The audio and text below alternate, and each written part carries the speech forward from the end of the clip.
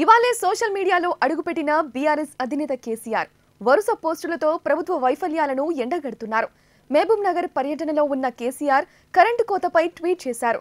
రాష్ట్రంలో చాలా విచిత్రమైన సంఘటనలు జరుగుతున్నాయన్నారు.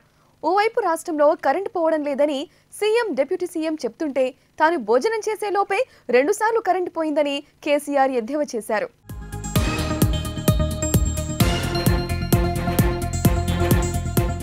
మహబూబ్ నగర్ పర్యటనలో ఉన్న కేసీఆర్ మాజీ మంత్రి శ్రీనివాస్ గౌడ్ ఇంట్లో భోజనం చేశారు. అయితే భోజనం చేస్తుండగా 2 సార్లు కరెంటు పోయినట్లు కేసీఆర్ తెలిపారు. తనతో పాటు ఉన్న మాజీ ఎమ్మెల్యేలు వారి నియోజకవర్గాల్లో రోజుకు 10 సార్లు కరెంటు పోతుందని చెప్పారన్నారు. కాంగ్రెస్ ప్రభుత్వ వైఫల్యానికి ఇంతకన్నా గొప్ప నిదర్శనం ఏముంటుందని కేసీఆర్ ప్రశ్నించారు. ఈ విషయంపై రాష్ట్ర ప్రజలు మేధావులు ఆలోచించాలని కేసీఆర్ ట్వీట్ చేశారు. ప్రస్తుతం ఈ ట్వీట్ నెట్టింట వైరల్ గా మారింది.